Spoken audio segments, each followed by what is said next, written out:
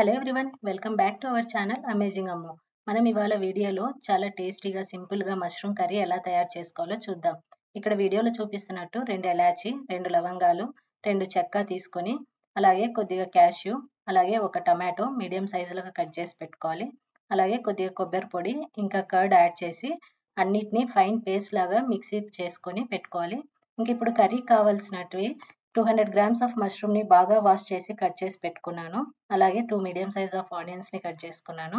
ఇంకా ఇప్పుడు స్టవ్ మీద ప్యాన్ పెట్టి ఆయిల్ వేసి బాగా వేడెక్కాక ఒక చెక్క, కొద్దిగా లవంగ, అలాగే ఒక ఎలాచి యాడ్ చేసుకొని కొద్దిగా వేడెక్కాక కొద్దిగా అందులో షాజీరా యాడ్ చేయాలి. అలాగే కట్ చేసి పెట్టుకున్న ఆనియన్స్ని యాడ్ చేసి కొద్దిగా బాగా వేడెక్కాక కొంచెం ఫ్లేవర్ చేంజ్ అయ్యాక అల్లం వెల్లుల్లి పేస్ట్ యాడ్ చేయాలి. ఇంక ఇప్పుడు మనం పేస్ట్ చేసి పెట్టుకున్న మసాలాని అందులో యాడ్ చేయాలి. కొద్దిగా ధనియాల పొడి, కొద్దిగా చిల్లీ పౌడర్, కొద్దిగా గరం మసాలా కూడా యాడ్ చేసి మసాలా అంతా బాగా ఆయిల్కి పట్టేలాగా బాగా కలుపుకోవాలి. అలా కొద్దిగా మసాలా బాగా వేగాక ఇంకా కట్ చేసి పెట్టుకున్న మష్రూమ్ని కూడా అందులో యాడ్ చేసి మష్రూమ్కి మసాలా బాగా పట్టేలాగా బాగా కలుపుతూ తిప్పాలి. ఇంకా కొంచెం చిల్లీ బాగా తినేవాళ్ళు గ్రీన్ చిల్లీ కూడా యాడ్ చేసుకోవచ్చు. ఇంకా ఇప్పుడు ఆ పేస్ట్కి మనము మన రిక్వైర్మెంట్కి తగ్గట్టు వాటర్ కన్సిస్టెన్సీ చూసుకొని యాడ్ చేసుకోవాలి.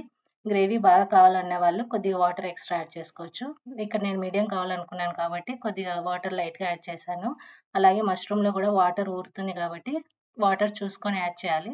ఇలా సింపుల్గా టేస్టీగా మీరు కూడా ఒకసారి ట్రై చేసి నాకు కామెంట్ చేయండి. Thank you for watching. Please do like, share, subscribe my channel. ఒకసారి మీరు ట్రై చేసి నాకు కామెంట్ బాక్స్లో కామెంట్ చేయండి టేస్ట్ ఎలా వచ్చిందో. Thank you once again.